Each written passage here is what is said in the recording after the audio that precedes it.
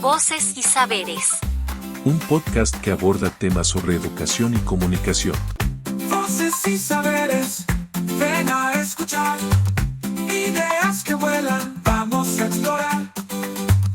Hilos que se tejen, vamos a aprender. El eco del mundo lo vas a entender. Hola a todos y todas, bienvenidos a un episodio más de Voces y Saberes. El episodio donde conversamos sobre educación, cultura y los desafíos de enseñar y aprender en el mundo de hoy. En este episodio vamos a sumergirnos en un tema que quizás muchos consideran lejano o abstracto, pero que está más presente en nuestras vidas y en todo lo que nosotros hacemos. Esta es la filosofía. Se encuentra como siempre Michelle González. Hola David, un gusto estar nuevamente con todos y todas ustedes. Y sin duda alguna, como bien nos comentas, la filosofía no solo vive en los libros antiguos. Hoy está en las discusiones sobre inteligencia artificial, en los debates sobre derechos humanos, en la manera en que enseñamos, pensamos, creamos y convivimos. Y para ayudarnos a entender su papel actual, hoy nos acompaña un especialista que ha dedicado su vida a pensar y a enseñar a pensar. Tengo el gusto de presentarles a Andrés Fabián Díaz Sanabria. Él es filósofo y teólogo dedicado al estudio de la filosofía contemporánea, especialmente en torno a la técnica, la escritura y la hermenéutica. Es autor del libro El fulgor de la escritura en E. Cioran y Hannah Arendt en el 2025, obra que cuenta con un prólogo de Mauricio Bouchot. En el campo de la filosofía de la tecnología, ha trabajado temas de inteligencia artificial, soberanía digital y los efectos de la técnica en la vida humana. Junto con Mauricio Bouchot y otros colegas, participó como coeditor en el libro La inteligencia humana de cara a la artificial. Atreverse a cuestionar el nuevo ídolo en el 2025, donde también publicó el capítulo Simbiosis de la filosofía en la era de la inteligencia artificial. Además, es autor del texto Educar para el futuro, un diálogo entre filosofía, tecnología y ciencia ficción en el 2024. Ha sido becario de investigación en México y actualmente se desempeña como docente universitario. Su trabajo busca tender puentes entre la reflexión filosófica, la técnica y las preguntas humanas que surgen en un mundo cada vez más mediado por la tecnología. Andrés, bienvenido. Muchas gracias por participar con nosotros. Por invitarme, por la invitación, me siento muy honrado. El maestro David, con quien he tenido también la oportunidad de compartir en el aula, él fue mi maestro y pues por eso aprecio mucho esta invitación. Y Michelle, muchas gracias por tu presentación. Y pues bueno, aquí estamos para que sigamos reflexionando en torno a la filosofía.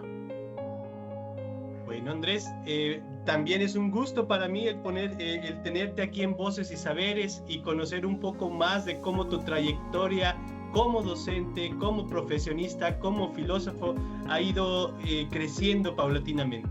Pero vamos con la charla y me gustaría preguntarte, ¿por qué crees que la filosofía sigue siendo relevante en un mundo lleno de tecnología y tan acelerado? Bueno, pues justamente creo que la filosofía hoy, que está en vía de extinción, sabíamos nosotros que es la madre de las ciencias, pero pues ya le estamos haciendo como un entierro hace tiempo en muchas academias en donde las humanidades han ido desapareciendo por, digamos, una hegemonía de la técnica, y entonces pues siento que la filosofía en ese orden es necesaria porque nos permite, pues en un mundo tan veloz, justamente hacernos lentos también para volver sobre las cosas que parecen ya obvias y pues cuestionarlas, ¿no? Justamente pues una de las tareas de la filosofía, entre tantas, pero una de las más importantes, considero yo que es el cuestionamiento del mundo, una necesidad constante por hacernos preguntas frente a lo que ya parece establecido como norma, y de repente pues puede parecer arbitrario, y entonces el filósofo aparece como esa piedra en el zapato que incomoda el caminar, digamos, de una civilización que ya se considera, digamos, terminada, ¿no? Ya está perfeccionada, y más hoy cuando la ciencia, la tecnología y especialmente pues el mundo de la inteligencia artificial nos está revelando pues unas dinámicas digamos emergentes, preocupantes también un poco en torno a la reflexión de lo humano, me parece pues. Pensando un poco y leyendo en tu reseña el aspecto de tu libro, donde hoy en día es necesario pensar en la importancia de la inteligencia humana, haciendo este análisis en función de la inteligencia artificial, ¿tú qué percibes en la actualidad? ¿Por qué es necesario reflexionar sobre nuestra propia inteligencia? ¿Por qué es necesario el generar un valor distinto a la que habíamos contemplado ante la inteligencia artificial? Pues yo siento que es necesario en la medida en que nosotros hemos sido inconscientes, digamos, de la relación simbiótica que ha habido entre la técnica, la tecnología justamente como herramientas, digamos, las herramientas y lo humano. O sea, como nosotros los seres humanos no podemos vivir sin herramientas. Tenemos herramientas para absolutamente todo hoy, más que nunca, pero digamos que esa relación de hoy pues ha venido de hace mucho tiempo para acá y nunca hemos sido como conscientes de esa relación con la técnica, ¿no? Pues como que la hemos incorporado de alguna manera a nuestra vida y pues sin reflexión alguna la hemos también, digamos, hecho parte de nosotros, ¿no? Y justamente ya aparece como esa dicotomía que alguna vez indicaba o mencionaba Nietzsche sobre la relación que hay entre artefacto y naturaleza, viendo como una oposición, digamos, natural el concepto de artefacto con el concepto de lo natural, ¿no? Siempre como viendo lo artefáctico o digamos, lo artificioso, viéndolo como algo de menor valor o de menor escala frente a lo natural, ¿sí? No podemos comparar, no sé, entonces en ese orden, pues una herramienta no la podríamos comparar con un árbol, no sé, o con una planta, pues que sabemos por biología la complejidad de un ser vivo, bueno, en fin, no lo podríamos comparar, no sé, con un dispositivo tecnológico, ¿cierto? Porque inmediatamente en un juicio de valor la naturaleza, lo natural tendría mayor valor frente a lo artificial.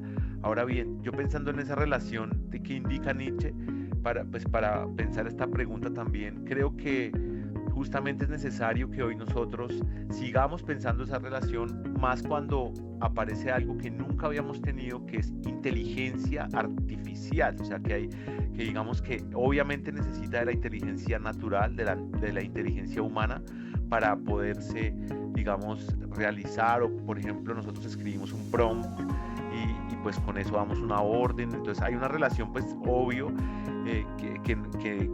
que la gente da por sentado y cree que la inteligencia artificial hace las cosas porque sí, no necesita evidentemente como digamos, el primer movimiento, que sería el movimiento humano, pero no sabemos hasta qué punto la inteligencia artificial necesite del humano, no sé, en 20 años, pensando computadoras cuánticas, supercomputadoras cuánticas, digamos, unidas a la inteligencia artificial generativa, pensemos dentro de 20 años cómo será esa inteligencia artificial, imaginémonoslo un poco, y podríamos de pronto darnos cuenta que sí, la tecnología llegaría a un punto en el que puede prescindir del ser humano, ¿no? Nosotros seríamos de pronto las mascotas de esa inteligencia, y pues bueno, ¿no? Entonces es necesario que sigamos cuestionando pues el uso que le damos a la inteligencia artificial, no solamente por estas cuestiones, sino también por temas ecológicos y por muchos otros temas, ¿no? Creo que no podemos dejarlo pasar, digamos.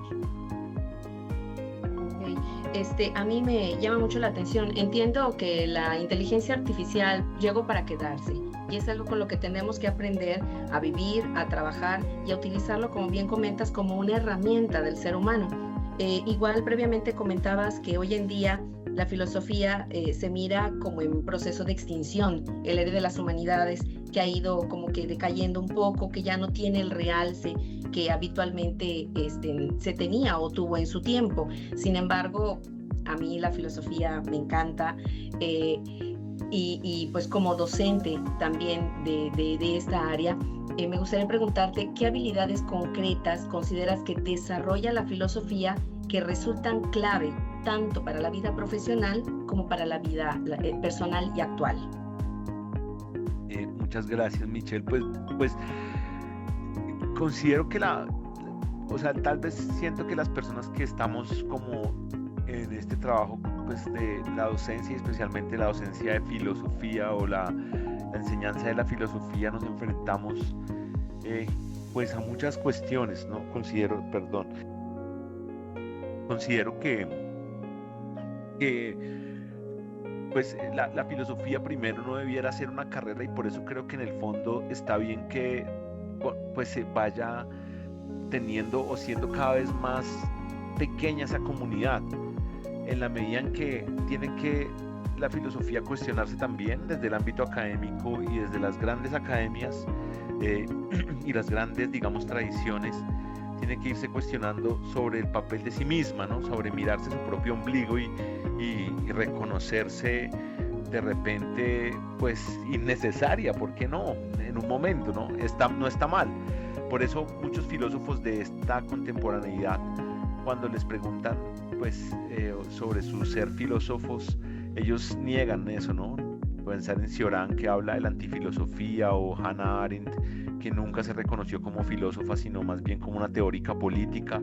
Entonces creo que pues sí que hay un deslinde hoy en día por parte de muchas de las personas que hacen filosofía por esa, de repente, pues sí, un poco pesimismo, ¿no? De repente un pesimismo que nos está a todos, pues, digamos, cubriendo. En ese orden, pues yo creo que si vemos así la filosofía, creo que la filosofía debe dejar de pensarse así como un lugar, una carrera donde uno va y saca un título y es licenciado en filosofía, un magíster, un doctor en filosofía, lo que sea, y pensar que la filosofía hay que sacarla a las calles y entregársela a la gente. Y pienso que como el fuego de Prometeo también, pues tiene que ser la posibilidad de que todo el mundo arda y todo el mundo sea capaz de ver la verdad, ¿no? Y creo que esa es la filosofía, es el papel de la filosofía, es que todas las personas se vuelvan filósofas y filósofos, ¿no? ¿Por qué no? En la medida que todos amemos el pensamiento, todos amemos la sabiduría y todos busquemos la verdad. ¿Cómo es posible, digamos, hoy pensar un mundo que con toda la tecnología y todos los avances, pues como hoy no podríamos decir somos el futuro, ¿no? Nunca habíamos tenido tantos avances tecnológicos, nunca habíamos tenido tantas posibilidades de curar las enfermedades, de acabar con el hambre, ¿cierto? Pero lo que más hacemos es la guerra, ¿no? Y lo que más hoy en día, pues, si vemos todas estas noticias internacionales, pues uno más se asusta y piensa que esa racionalidad técnica pues esté bajo el dominio, por ejemplo, de personajes nefastos que puedan tomar decisiones por pura emocionalidad y tener tanta fuerza. Entonces eso nos hace pensar que la filosofía es necesaria y que la filosofía de alguna manera hackea el sistema en la medida en que nos permite pensar cosas nuevas, que nos permite pensarnos a nosotros los seres humanos como posibilidad, como vida real. O sea, es lo que también Hannah Arendt planteaba en su filosofía política, que para poder nosotros tejer la sociedad, porque el tejido social está tan roto en el mundo, no confiamos. Por ejemplo, en Latinoamérica somos súper desconfiados porque nuestro tejido social está totalmente roto. Colombia es un ejemplo tremendo de esto, y pues eso nos tiene que hacer pensar que por eso la necesidad de no otorgarle, digamos, como pienso yo, el arma más potente que tiene el ser humano, que es el pensamiento, no entregarlo a la inteligencia artificial de una manera pues como muy gratuita, ¿no? Creo que por eso en ese texto que justamente con este filósofo Mauricio Buchot, filósofo mexicano, que pues gran filósofo, que tuvimos la oportunidad pues de trabajar pues como este diálogo aquí decíamos eso, cuestionar el nuevo ídolo, ¿no? La inteligencia artificial es un ídolo hoy en día. Es más, si vemos las carreras de Fórmula 1, toda la publicidad que está en las carreras de Fórmula 1, pues da cuenta de las empresas más importantes, ¿cierto? Ahí solamente pueden pautar los más grandes, ¿no? Y ahí podemos ver muchas, Perplexity está ahí, ¿cierto? Vemos cosas de ChatGPT ahí, entonces ya es la panacea, por decirlo así, ¿no? Qué pena si me extiendo un poco a veces. No, está bien. Fíjate que me llama la atención dos aspectos de los que comentas. La primera instancia es esta cuestión de cómo vamos cediendo y cómo la filosofía nos está permitiendo hacer un alto, ¿no? Hace un momento decías, bueno, pues tenemos una cuestión de la inteligencia artificial que de alguna manera puede ser una herramienta muy poderosa que a partir de ello pueda desarrollar y permitirnos, como lo hace en la medicina, el poder reconocer el cáncer en algunos momentos o poder dar algunos tipos de logaritmos para poder desarrollar un sistema que ayude y favorezca la tecnología de por medio, pero nos vamos dando cuenta que le estamos utilizando para cuestiones superficiales. Es decir, hacer más videos de gatitos para que la gente sonría, hacer Photoshop o imágenes que se estén cambiando el fondo, y no estamos viendo el potencial dentro de este ejercicio, porque de alguna manera nos está generando también adentrarnos en la inconsciencia y en la comodidad, porque estamos dejando de pensar y estamos asumiendo que la inteligencia va a resolvernos la vida, ¿no? Como en muchos casos sucede, y tienen los alertas de que la inteligencia artificial generativa no es un psicólogo, pero mucha gente lo está utilizando con ese pretexto. Mucha gente está utilizando la inteligencia artificial para buscar dietas y poder estar bien, o generar una dinámica que le ayude a generar una dieta para su cuerpo, para dentro de esto, pero no es una persona, no es un nutriólogo, y eso genera una disposición totalmente diferente dentro de ese ejercicio. Y de ahí la pregunta, hablamos y pudiese parecer repetitiva, pero ¿por qué es relevante enseñar la filosofía en las escuelas? ¿Por qué es importante generar ese alto y establecer esa conciencia dentro de las aulas en los diferentes niveles?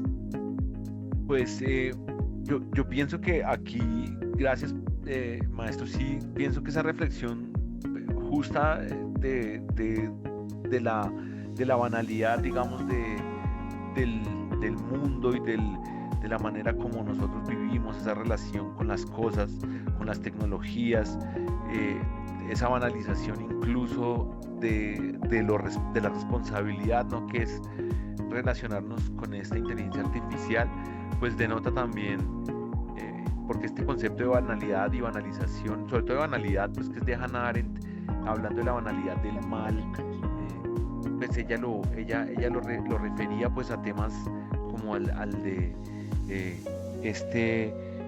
nazi que pues sí, Eichmann, ¿no? En el juicio de Eichmann es que ella se da cuenta que Eichmann pues es un burócrata, ¿no? Ella esperaba que fuera un tipo terrible y que fuera me imaginaba así a un nacionalsocialista tremendo. No, se encontró un tipo con gripa y pues de pronto con unas respuestas que ella no se esperaba, y yo pienso que ese concepto que ella la traumatizó tanto, para nosotros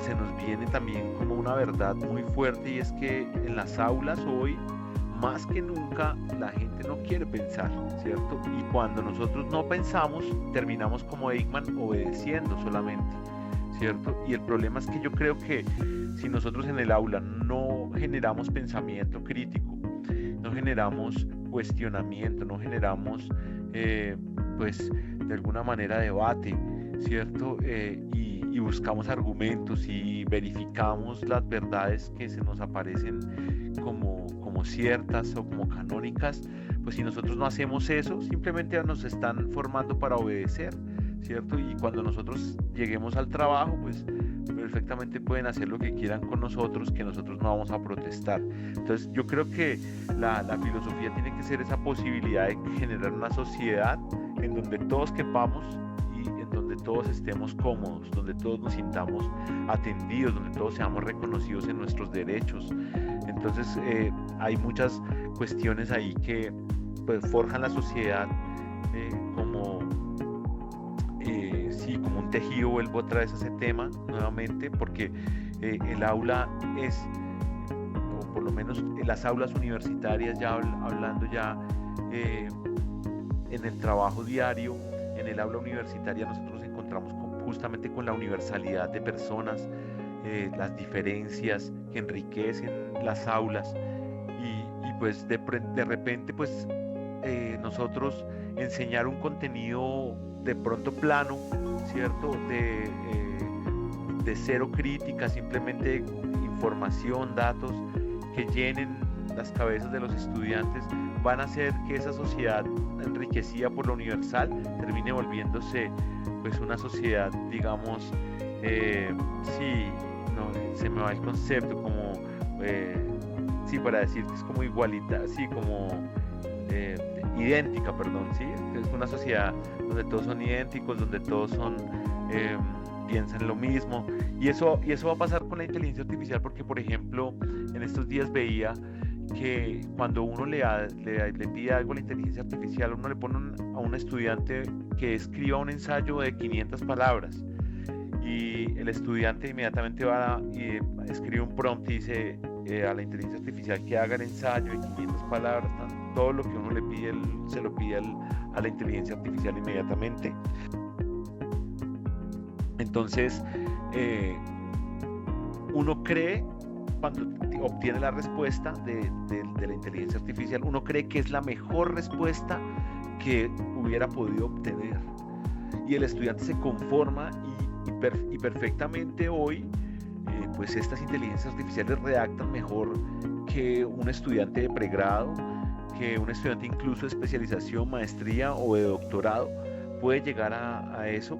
Y se dice que creo que el 2030, no sé, o incluso ya antes, todas estas inteligencias artificiales van a ser como una persona con un doctorado en todas las áreas del conocimiento. Entonces, pues eso hace que nosotros reevaluemos y pensemos con de pronto pesimismo justamente la academia, porque si hoy en día, pues digamos, pues podemos escribir artículos, o sea, ya no podemos fiar de nada, porque ese conocimiento es como no sé en México, pero aquí en Colombia las personas antiguas estudiaban con un libro que se llamaba Nacho Lee, ¿no? Para aprender a leer estudiaban con ese libro, y era un libro que tenía pues los trazos en cursiva y tenía el renglón de ferrocarril, y la gente hacía la letra, y todas las personas de esa edad tienen como ese mismo estilo de letra, ¿no?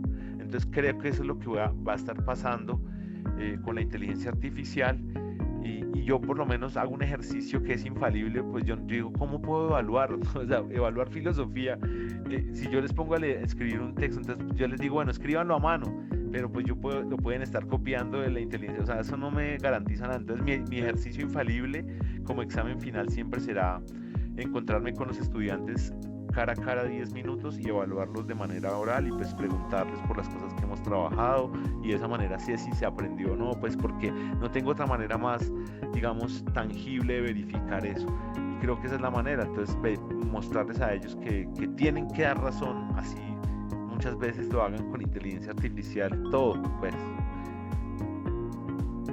Muy interesante lo que comentas, y que efectivamente lo más relevante que tiene el enseñar en filosofía es ese cuestionamiento, la capacidad de asombro que uno debe de tener ante las cosas que pasan en el mundo, y no quedarse con lo que únicamente pues la inteligencia artificial puede darnos, que a final de cuentas la seguimos nutriendo con esos prompts que les vamos poniendo, le vamos dando ideas, le estamos pasando conocimiento nuestro a la inteligencia artificial. Entonces se sigue nutriendo y se sigue nutriendo, y a partir de lo que todos nosotros le vamos abonando. Entonces qué importante es poder forjar ese pensamiento crítico en los jóvenes, y ante la incertidumbre de que uno tiene de que si el estudiante elabora el ensayo qué tenemos que hacer, qué herramientas utilizar o estrategias los docentes para poder validar que el conocimiento es suyo y no de la inteligencia artificial.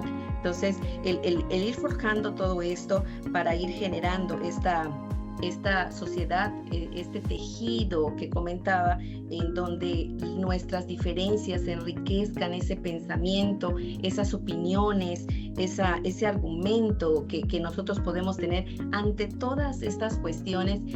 ¿Cómo podríamos acercar la filosofía a niñas, a niños, a jóvenes, sin que parezca un contenido lejano o intimidante? Porque ciertamente para muchos la filosofía es una filosofía de libro, pero algo que a mí me gusta comentar o transmitir es que la filosofía es una filosofía de vida, no es de un libro. El libro te ayuda a cuestionar, pero no quien piensa a final de cuentas es uno. Entonces, ¿cómo podemos hacer para acercar esta filosofía a nuestras niñas, niños y jóvenes? Bueno, muchas gracias, Michelle. Sí, muy cierto lo que dices, que también pues nosotros los docentes estamos llamados a no ser unos sensores tampoco, porque ya la inteligencia artificial está aquí, ya que no podemos pues salir con antorchas a quemar las cosas, pues cierto, pero al menos sí podemos nosotros enseñar a que ellos tengan una mirada en ese orden, digamos, que sea cercana como a esto que en la vida espiritual llaman el discernimiento, ¿no? Entonces como poder que ellos hagan ese ejercicio importantísimo de separar, ¿no?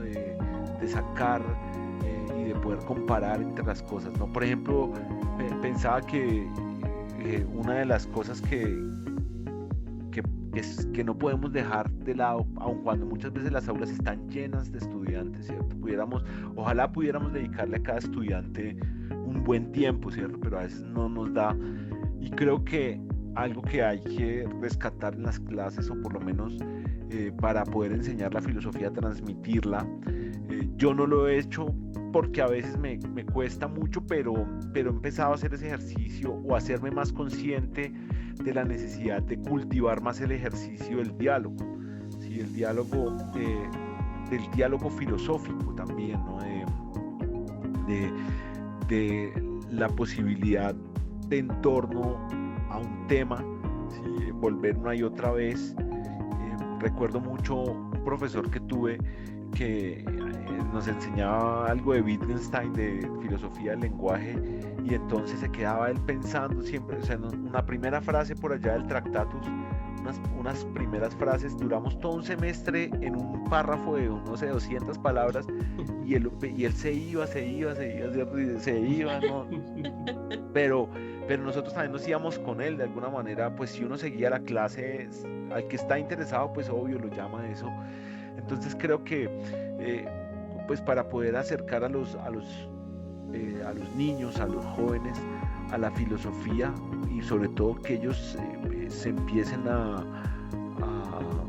de repente a interesar de una manera natural por las preguntas, yo creo que la manera de acercarlos es a través de productos culturales, como, no sé, el cine, los dibujos animados, las caricaturas, pues tantas cosas que tienen un mensaje profundísimo, ¿no? Por ejemplo, ahora que está de moda esta película de Frankenstein, de su paisanísimo y grandioso director,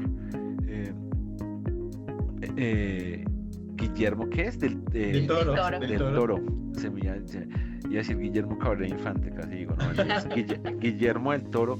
Sí, que yo pensaba en eso, como esa sensibilidad que tiene él en todas sus películas, pero son películas profundísimas, no sé, El laberinto del fauno es una película súper teológica, ¿no? Profunda, a niveles increíbles, y esta de Frankenstein, pues por lo menos esta versión, esta interpretación, es eso también, como por ejemplo, Mary Shelley es esa autora feminista con unos padres progresistas para ese momento, entonces como pensar que esas ideas ya estaban ahí, que eran ideas que incendiaban, pensar el problema del mal, pensar, eso lo encontramos en los productos culturales. Entonces, poner a un estudiante a leer a Hegel, pues yo creo que sería un error gravísimo y sería de una vez enemistarlo con la filosofía para siempre. Poner a un estudiante a leer cantidades de cosas, porque pues una clase de filosofía me parece a mí que es algo de repente antipedagógico, y pienso mucho en esa frase del filósofo, o por lo menos del pensador Nicolás Gómez Dávila, un pensador colombiano que yo he trabajado y que quiero mucho, y él decía morar un instante en cada idea, ¿no? Me parece que es muy lindo como es pensar esa metodología con los estudiantes, de invitarlos a pensar, ¿sí? Soltarles una sola idea, un párrafo, una frasecita, y invitarlos a contemplar y a contemplar una y otra vez, hasta de repente uno ponerse, sí, como sediento ya de las cosas, ya empieza uno a gustarle, ¿no? Hace unos días estaba yo hablando con unos estudiantes sobre un prefijo griego, y yo lo pronuncié mal, y bueno, seguí de largo la clase y no me di cuenta, y después una estudiante muy jovencita se acercó a decirme que yo había cometido un error y que el prefijo era no sé qué y tal, y me explicó ella, y se me hizo un acto muy bonito, porque en el fondo es eso, como que a eso lo debe llevar a uno la clase, justamente a cuestionarlo todo también. Yo les digo, cuestionen lo que yo digo, tampoco crean lo que yo digo, verifiquen en Google las cosas que yo digo, porque yo puedo estar diciéndoles mentiras para engañarlos, y entonces es una manera pues que se me hace a mí para enseñar filosofía, que es mi trabajo ahora justamente. Claro, y algo importante que tú comentas tiene mucho que ver con Guillermo del Toro. Le hacían una entrevista y le preguntaban de alguna forma el ejercicio de dónde sale tanta creatividad, y él decía de la capacidad de asombrarse y ver las cosas que tenemos en lo cotidiano.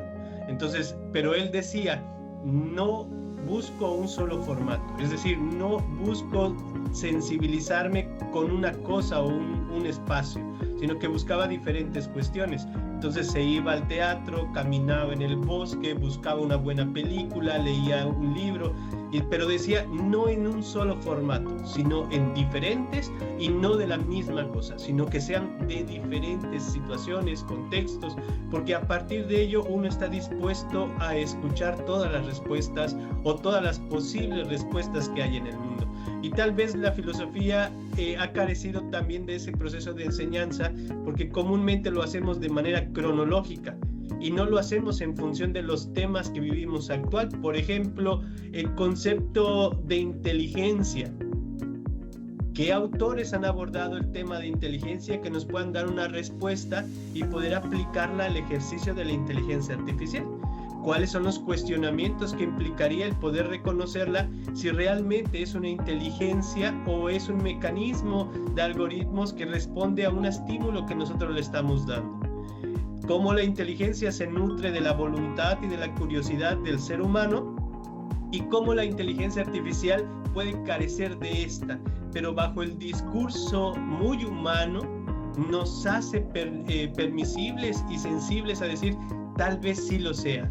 Y en muchas ocasiones más que nosotros, porque de repente le decimos al chat GTP, oye, por favor, haz esto, y mientras que a tu vecino simplemente le dices, oye, haz tal cosa, sin el por favor como tal, ¿no? Entonces suelen ser estos mecanismos que son interesantes dentro de esa práctica.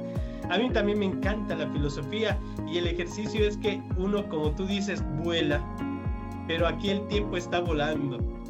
Y eso también no nos permite el poder seguir y continuar dentro de ese ejercicio.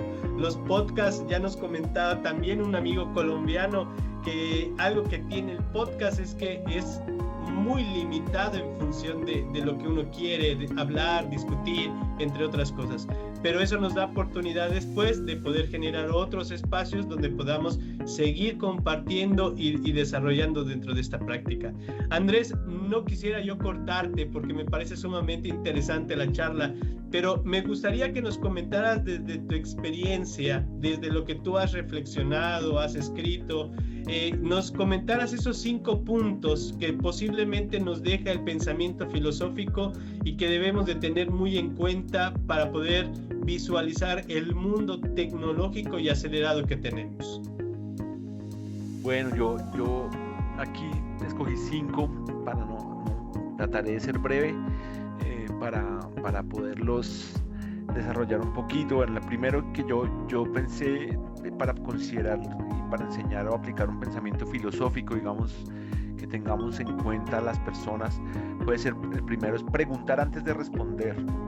La filosofía, como decía el maestro David, justamente nace del asombro.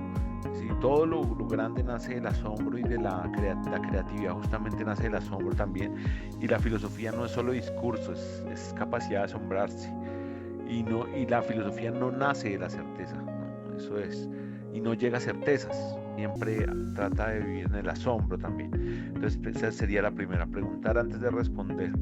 La segunda, escuchar con profundidad, sí, que eso es también pensar como también en abrirse al otro, ¿no? Escuchar con profundidad, y justo está enlazada con la otra, porque cuando uno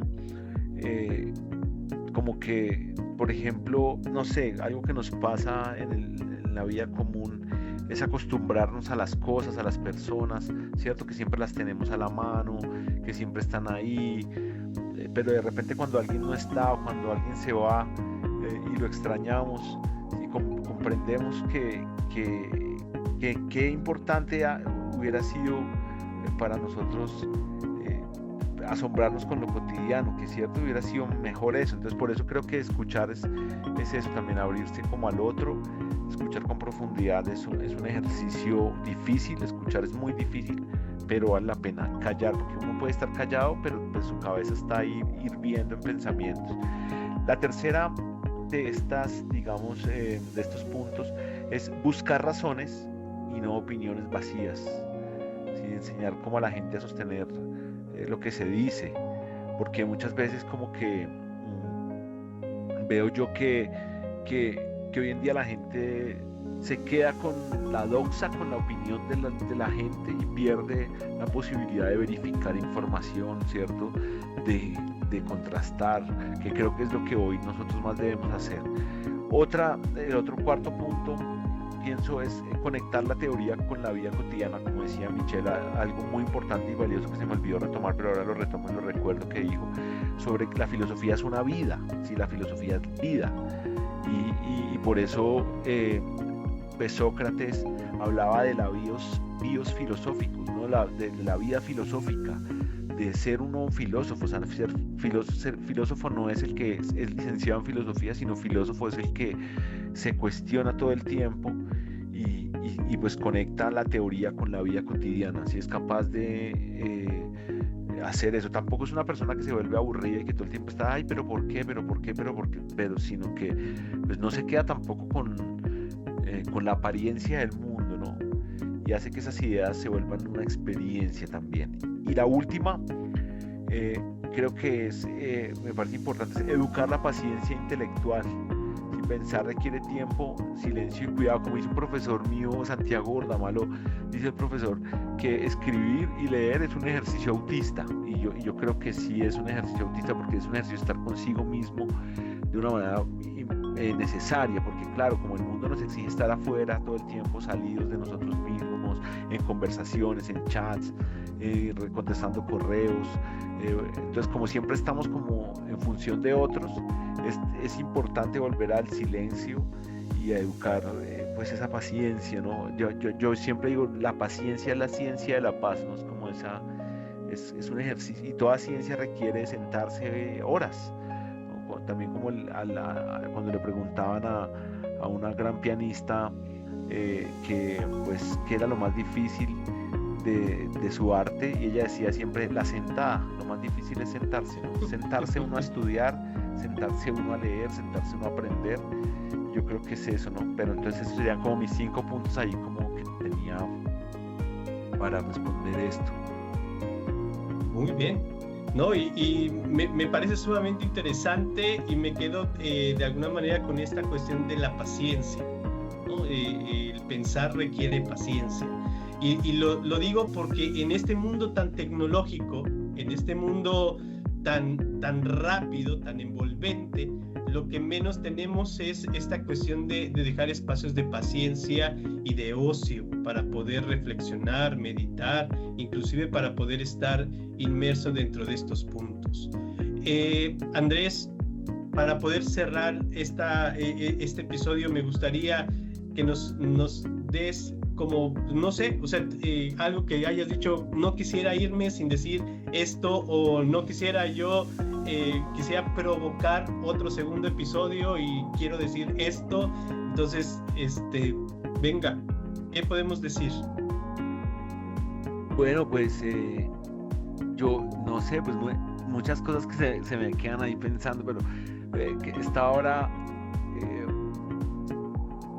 pensando que pues de tantas filosofías hoy que aparecen, porque también justamente la filosofía es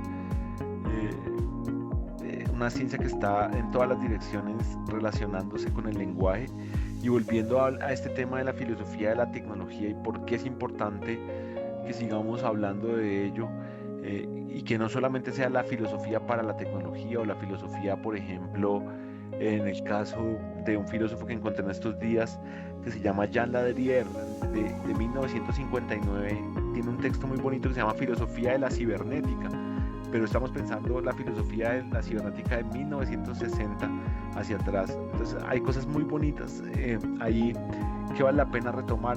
Yo quisiera así como decirles a todos los oyentes que no se cansen de pensar las cosas, ¿no? Una y otra vez. Hay gente que hoy en día, por lo menos, siento yo que hay como en la sociedad, y sobre todo desde la mirada médica, siento yo que hay una búsqueda porque la gente no sobrepiense, ¿cierto? Porque la gente no hay que estar sobrepensando. Si hay que sobrepensar, yo le digo a los estudiantes, hay que sobrepensar.